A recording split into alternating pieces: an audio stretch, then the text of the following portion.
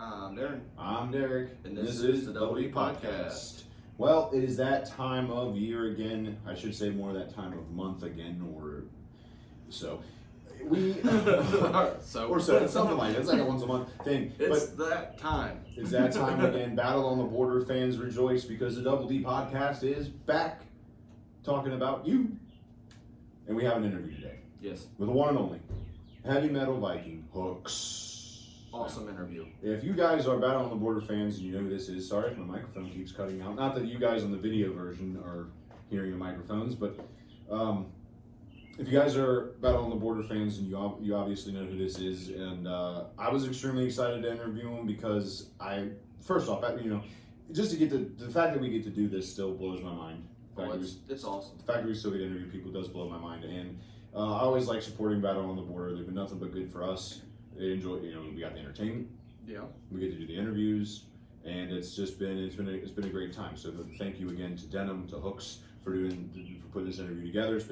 It was a great interview. Yeah, fantastic interview. It was a great interview. We haven't had a bad one yet.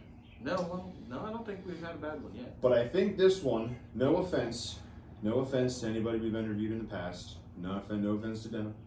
No offense to Russell, no offense to Doug. You've all been great interviews, but I think this one might just be our best interview yet. Yeah, this is the cake topper. This is all interviews. The cake topper.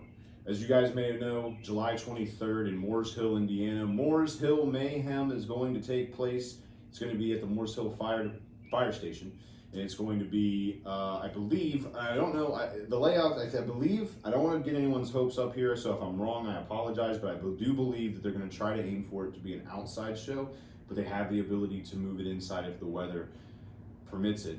But I believe that's the layout, so that's extremely exciting as well, but I'm just extremely excited about the show. Oh yeah, super excited. And also don't forget the Double D Podcast, we'll have a table set up there too. Yeah, we'll be there. Make sure to stop by. We'll talk to you. We have a suggestion box, a lovely suggestion box. This is what it looks like. Yeah, this is what it looks like. Be on the lookout for that. It has all of our socials on it. We'll also have flyers. And we also have something else. Double D Podcast ink pens. Yeah, you can come over and get a pen. Go over there and show the camera. I'll show the camera. You just keep talking. Anyways, if we pick up that Double D suggestion box, yeah, it's pretty empty still from the last event. See that? That's the Double D Podcast pen. Yeah. I should be van away. Hey, respect the pens. Respect the pen.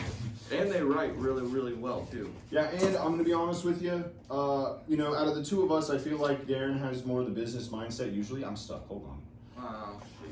You usually have the more business mindset. I feel like I had the more business mindset. I was trying to say, let's sell the pens. And Darren's like, nah, let's just give them away. So we're going to be giving them away. So completely free. Come by, grab a pen. You never know when you need a pen. Yeah. And I mean, it's free. Everybody loves free stuff. And it's free. And like I said, we'll get to talk to you guys. I mean, you just come by, say hi. We'll talk to you about whatever you want to talk about. You can leave a suggestion in the suggestion box. Take a flyer so you can follow us on all of our socials. Yeah.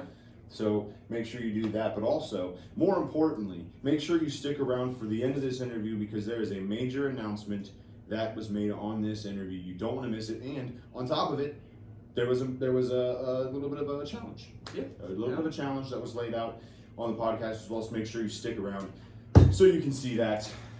And if you don't, you're lost. You're bad. You're lost. Stick around. All right. Go ahead and check that suggestion box again. Oh, okay. Yeah. I know you checked it one other time. Just in case. Since the last show, but you never know if the little fairy brought something in. I wish the box wasn't being stupid. Oh, there we go. Yeah, just like that. It has a folded piece of paper. Oh, there actually is something in there. We made this joke. What is it?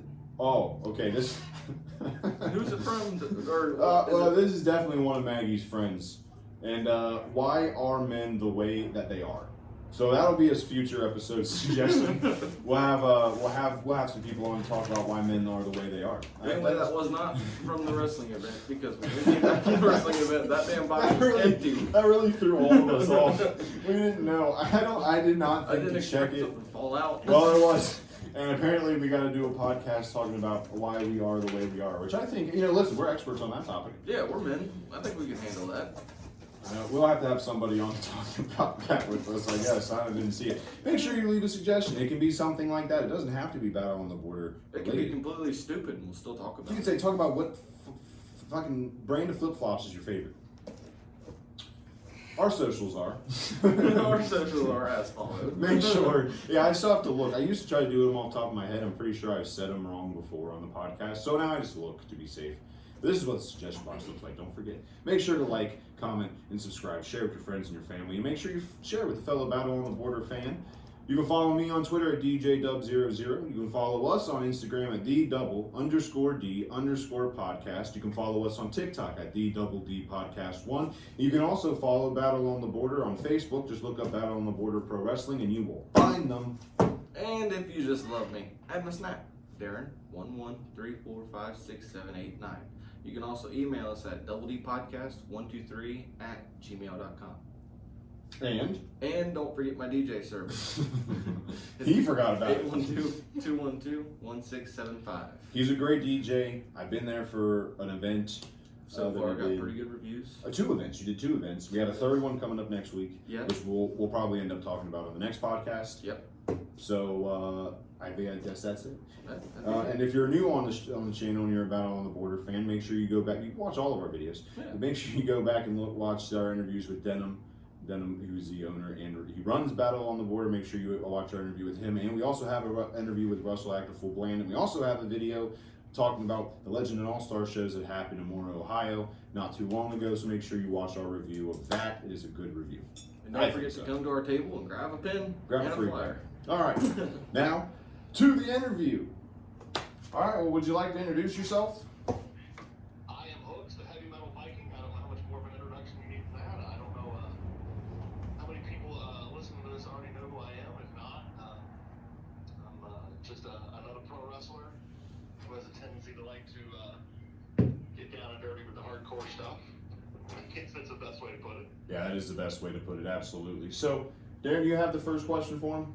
Yeah, hold on a second, let me adjust something. He's got to adjust his microphone. Sorry, we're amateur hours over here. No worries, we'll all be amateur again. That's all right. Yeah. All right, so what got you interested in wrestling? You know, it's a pretty classic story. I know a lot of people tell a similar kind of story, but I was a little kid and used to sit around and watch it with my grandpa. And you know, I can remember him really getting into it, screaming at the TV, yelling at the referee or whatever. But it was just, for some reason, so from the time I was a little kid, it always appealed to me. I always thought it was exciting. And it's, you know, a lot of people, when they were kids, they watched wrestling and then claimed later they grew out of it, but I never grew out of it. I only just continued to like it more and more. And so once I got to a certain age and realized, you know, there were places out there where you could learn how to do this and actually make a go of it, I thought, why not? You know, life's short, so I gave it a shot. But yeah, it's something I've loved ever since I was a little kid. Yeah, I think I've told this story before, but just in case I haven't, I'm gonna just say it again. When I was born, my mom told my dad, don't let me watch professional wrestling. And now you see where that led us, where that got us. I'm sure you've turned out fine, yeah. I think I've turned out all right. I mean, I try my best. But I mean, so what was your earliest introduction to hardcore wrestling? Because is that where you lean towards mostly when it comes to your wrestling, or? I wouldn't say I lean towards it mostly. I think it's just because I'm so good at it that it's what people really remember about me. And I've kind of carved a path for myself doing hardcore wrestling, and I'm proud of that. So for sure. But when I was a kid and I would watch wrestling, there was something always a little extra exciting about like the bloodbath. You know, when you would be watching, you know, Dusty Rhodes is bleeding everywhere, Ric Flair, and you can see the scars all over their bodies, or see them in barbed wire matches or bunkhouse matches. There was something to me that was just a little more extra exciting about that when they started bleeding and started, you know, hitting each other with chairs and that sort of thing. You know, I'm also a fan of horror movies and I'm a fan of action movies, and I don't know, I guess, and honestly, outside of wrestling, I'm a pretty chill, laid-back guy, but there's something about, I don't know, being in the mix of things, slinging weapons and bleeding everywhere, that just kind of appeals to me. But I just from the time I was a little kid, the bloody matches always just were a little extra exciting to me. No, absolutely. Yeah, I definitely agree with that. And it seems like hardcore wrestling is starting to get a little bit back into like the mainstream. I know AEW has a lot of hardcore matches, so it's nice to see that the hardcore wrestling is starting to come back a little bit more. I know WWE shied away from it for the longest, still do for the most part. But it's nice to see that it's coming back in. Now, I do have a question because on Sunday, I helped my dad stain a deck on our back porch, and I was in like a catcher stance for most of the day. And I got up the next day, and my legs were sore all the way up until about yesterday. How in the world do you guys take the bumps that you do and walk the next day? Like, what is your routine to staying healthy? That's a magic formula that if I knew the answer, I'd be a rich man. But Right. it's partially, I think, it's the tolerance you build up over time. And I think there has to be a little part of you that is kind of not right in the head to begin with to do this sort of thing. But it's just, I've gotten so used to it that, you know, I get up off the couch and walk like, oh my God, there's an ache in my hip or my back's killing me or whatever. It's just something I've accepted as a part of everyday life. You know, it's one of the things you have to decide early on as a wrestler is this worth it to me to always have that stiffness or soreness or whatever. And I totally understand when people decide it's not, but I honestly just don't remember anymore what it's like to not always have an ache or a pain. Right. So especially now, I'm not only a wrestler, not only a hardcore wrestler, but I'm 47 years old. And don't get me wrong, I still got plenty of gas left in the tank, but the body still, it gets a little more sore the older you get. Oh, absolutely. 47 is the new 27. Oh, Exactly, man. Absolutely. Age is nothing to me. I'll do this until I stop breathing. Well, it's crazy too, because I grew up watching a lot of like Impact Wrestling, or it was TNA then, and you find out like AJ Styles is right now, and he's like 44 years old, and he's still going strong. I mean, wrestlers do, for as much punishment as you guys take, you guys have a pretty, for the most part, long careers, it seems like. Oh, for sure. Yeah, you have a guy like AJ, not only is he still going strong, but I would argue he's in his prime. Yeah. I don't know, you know, there's a lot of guys who've been doing this for 20 years or whatever. I don't know exactly how old Daniel Bryan is, or Bryan Danielson, but to me, that guy's the best wrestler in the world right now. And he's not some young kid. He's somebody that's been doing this for a long time, put his body through it for a long time. And as far as I'm concerned, there's no one even close to being as good as him right now. So if you take care of yourself and you do things the right way, there's no reason why you can't have a long career. You just gotta listen to your body and be smart. And it helps. I'm not afraid to, you know, take a break for a couple months if I feel like, you know, maybe I just need to take a breath or do something. And I think that helps too, is to recharge your batteries every once in a while. Absolutely. So, how long have you been with Battle on the Border specifically? God, now see, I'm terrible about remembering years, but I remember Battle on the Border only did one show before I joined up with them. And Denham had actually gotten a hold of me for that first show to try and book me, but there was a scheduling issue. So Denham's going to kill me when he hears this, and I can't remember what year they started. Oh boy. But I'm gonna say it was 2017, because I feel like I've heard him say that they've been around for about 5 years. Does that sound close? I was going to say 2016 or 2017, and I distinctly remember when he did try and get a hold of me because someone had recommended me. But by the time he got a hold of me, I was already booked the day of the first show. But then I jumped on board the second show, and I've been with him ever since. I've missed a couple shows here and there, like once because of COVID and just little things like that. But for the most part, you're not going to see a Battle on the Border show without me. If I'm not there, it's because of a scheduling problem or whatever. But I try to make Battle on the Border a big priority because it's a great company. I love working for Denham. I love working for everybody that works for Battle on the Border, and love the fans of Battle on the Border. It's just, you know, there's a reason I've kept going back. It's because it's just a great place to work. And yeah, I might have missed the first show, but like I said, I've been there since the beginning. Absolutely. So, do you remember, like, what are some of your most legendary matches or some of your best feuds in Battle on the Border? Do you have any that stick out to you, or something that you're known for within the Battle on the Border circle? Yeah, I'd say the biggest feud I've had that's left the impact on me and the fans remember is a feud with my cousin William Wolf. We did a series of matches, and probably what I would still call one of the most violent matches in Battle on the Border history was a cage match he and I did for the finale of our feud. We took each other absolutely to the limit. We had which I've never seen before or since, My cousin also happens to be a tattoo artist. We had a tattoo machine on a pole Oh. where the loser had to get tattooed by the winner. I came up short in that one, and I have the name Wolf tattooed on my wrist because of that. Oh man. But yeah, we had some classic encounters, and he's the guy that ended up having to retire from the business early, unfortunately, due to a really severe neck injury. But before he had to bow out, he and I had some just amazing battles in Battle on the Border, and I've had a lot of other great matches at Feuds, but the ones with William Wolf really stick out. I gotta tell you, wrestling your cousin in a cage match with tattoos involved and I mean, those were probably hardcore, right? Or themed. Oh, absolutely, yeah. That's got to make Thanksgiving pretty uncomfortable. Oh, sure. I gotta tell you. Just a little bit. But, when you get a family like ours, they understand. Does wrestling run around in your family? Does your family have a lot of pro wrestlers in it, or? No, just me and Will. We're the only ones, but I think that's enough for everybody. Yeah, I mean, it very well might be. What's the worst injury that you've gotten while in a hardcore match?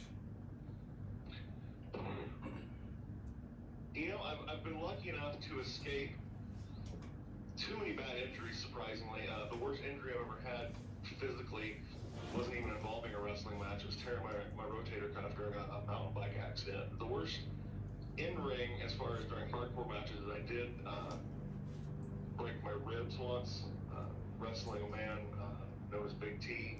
Battle on the Border fans will remember him. Unfortunately, Big T passed away this last year, but Big T was a large, gigantic mountain of a man, and I ended up suffering broken ribs during a match with him. And then I've also had my share of concussions. But as far as actual injuries that keep you out of contention, I've been very, very lucky that I've escaped those. I just have the regular bumps and bruises and scars all over me, but broken ribs and concussions are the biggest ones, I'd say. Yeah, broken ribs doesn't feel too good, so. Those are not fun. You can't get away from that pain. It's just there. You Yeah, know? yeah, it makes it hard to breathe, makes it hard to sleep, everything. Yeah, and you can't like wrap it up or nothing. No. Exactly, yeah.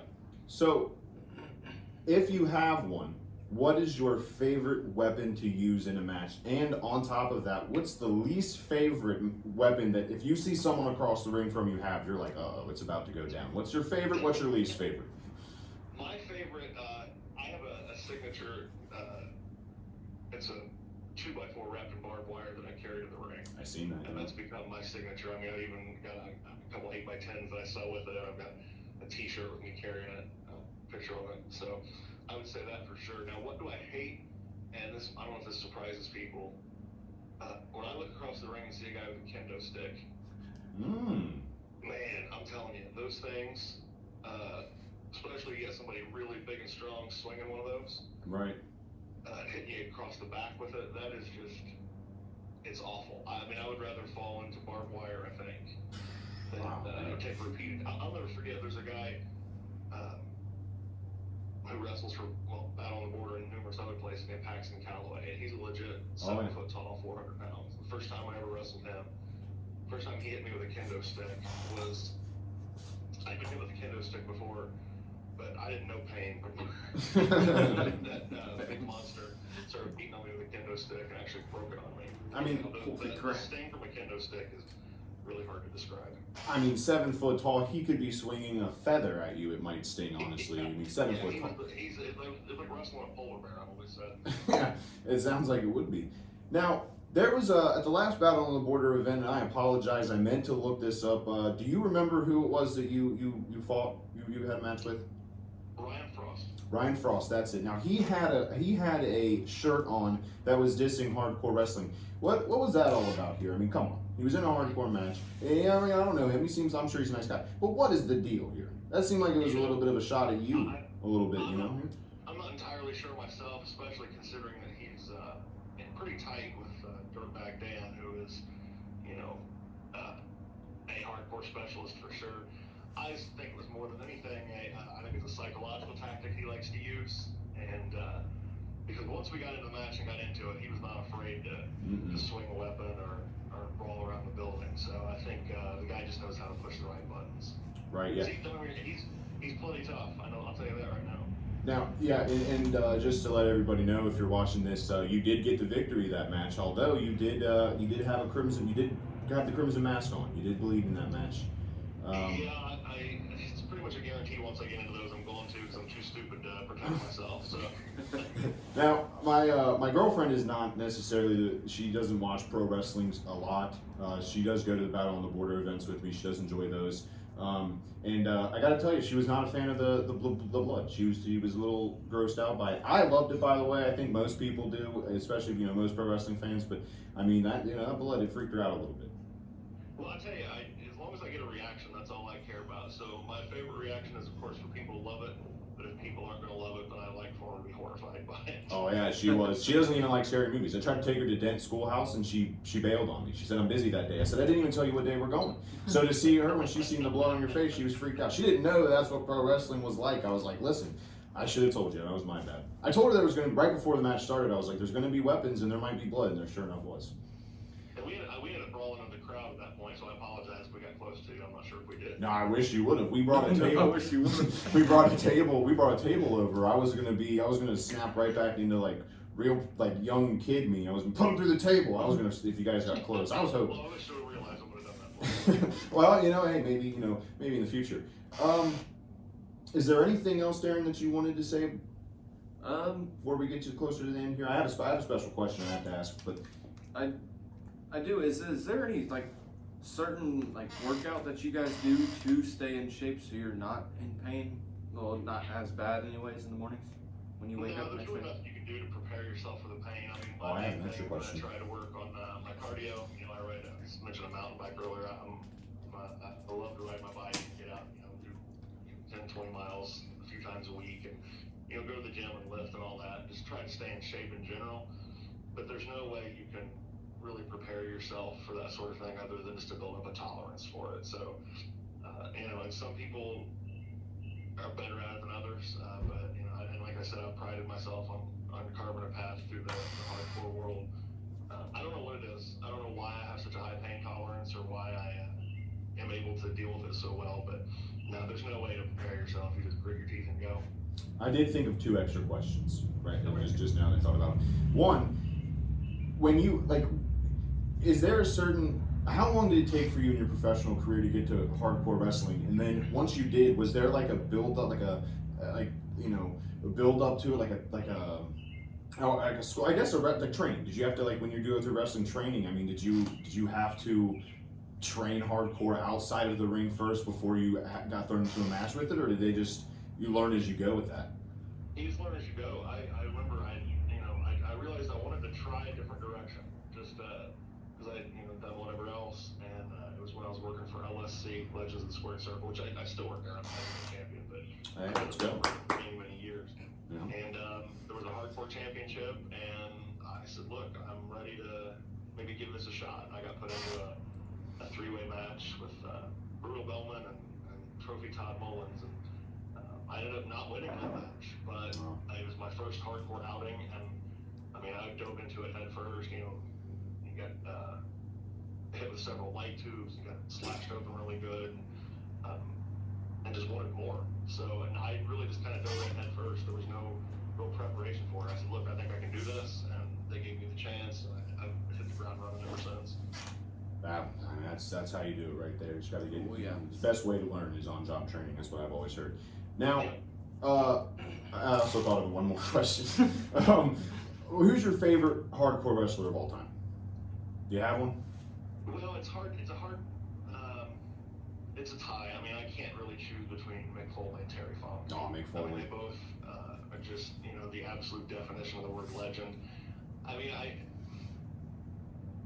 If you put a gun in my head, I think I'd have to go with Mick Foley just because I feel like there's similarities between us. But I can't discount Terry Funk either. He's the godfather of this stuff. Oh, absolutely. Originated it in a lot of ways. Texas Death Matches. Yeah. Man was a legend. You said your nickname's the heavy metal Viking. Yes. Do you listen to heavy metal music? I do. I listen to pretty much every kind of music, but I do love heavy metal. That nickname came from a good friend of mine, a former tag team partner, Handsome Donnie Red. I was gearing up for a match one night, and he chuckled and said,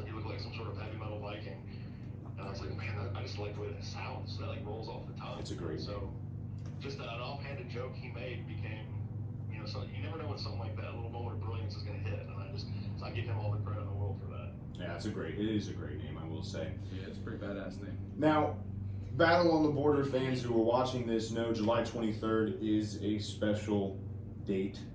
Do you have any plans for July 23rd? I'm glad you asked. We're making a debut in Morse Hill, Indiana, with the Morse Hill Fire Department. I don't know what the layout's going to be, but it's a show called Morse Hill Mayhem. And Battle on the Border fans will know of the long-standing rivalry between myself and Dirtbag Dan.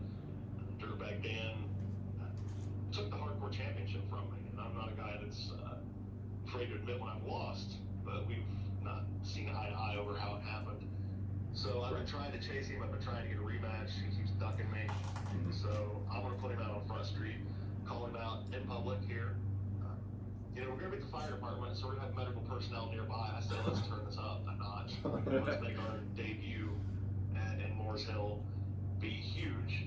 And I like to get the fans involved. So I would like to have, once again, it very rarely has happened, and Battle on the Border, every time it has happened, it's involved me. I'm challenging Dirtbag Dan to a hardcore championship match and a fans bring the weapons match. Oh So, my goodness. yes, I want all of our Battle on the Border fans to come up with the most ridiculous, sick, violent, just destructive stuff you can possibly think of and bring it to the show that night. And we're just going to take it into the ring and get it on. I have never seen my co-host's eyes as wide as they are right now. Oh, yeah. I didn't. Is that a challenge, or? Within reason. Well, listen, I'm absolutely gonna craft something up. I mean, I'm gonna. You guys have to now. Oh, yeah. Now that I've been challenged on your show, you have to join in. Yeah, and also thank you for making the announcement on the show. Yeah, That that's is a big- awesome. That is big for us. My pleasure. That's big for us. I'm excited. Listen, I've been to 3 shows now, Battle on the Border shows. Loved all 3 of them. I think Dirtbag Dan was supposed to be at 2 of them, and he didn't show up. The last 2 of them, I believe he was supposed to be at, he didn't show up. So I'm not saying I'm partial in this matchup coming up, but I'm kind of rooting for the folks. I'm just letting you know. You're not saying you're not either. I mean, But I'm just. I'm not going to discount Dirtbag Dan. He is ducking me, but at the same time, the dude is a hardcore master. Like I've never had a match with him that was easy, so I'm not taking him lightly at all. I don't want anyone to think that, but you're going to see 2 of the best throw down if he'll accept the challenge. Hopefully he will. Hopefully he's not too scared. Listen, if he's If he doesn't accept the challenge, I'm going to make his life miserable, and I want to show up in every match he has in every place. That'd be It's a awesome. nightmare to him, so. well, you know what? I hope he's listening to this. I hope he's watching. If you're listening, if you're watching, hey, listen. I'm just saying, if you want to come on the show and answer too, you might as well. I'm just throwing it out there as well. I think you should. I'm calling him out to publicly come on the show and talk to you guys and answer the challenge. Oh my goodness. Uh-oh. I don't want to get in the middle of this though. I will say that. You guys do your thing. I'll just stand over. I'll be the, I'll be the cheerleader. I guess that's the wrong I'll word. be the You get the point. I'm I'm trying to be the antagonist. Or what is that? What is that called when you get? Doesn't matter. I always call him a shit starter. Yeah, that's what I'll be. I'll just be the shit. I guess I could have just said that. All right. Well, is there anything else that you have to say before we wrap this up? I'm sure you're a busy guy. I think I've handled it. I've put it out there, and it's up to Dirtbag Dan now. And I just want to say I appreciate you guys having me on, and look forward to seeing you at the show. Absolutely, and we will make sure that you are the only one that gets a hold of whatever we come up with. Perfect. And is that bring your own weapon? That's at this next Morse Hill event, right? Yes. July 23rd. That's All right. Morse Hill Mayhem at the Morse Hill Fire Department in Morse Hill, Indiana. I'm super excited about it. Morse Thank Hill, you. Indiana. Yeah, that's in our backyard too. Yeah, it's right down the road. All right. Well, I appreciate you guys and everything you're doing for Battle on the Border. Thank you so much. absolutely. Anytime you want to come on the show, feel free to let us know. Definitely, man. Thank you. All right. Thank you. Thank you. All right, bye. Yep. See you.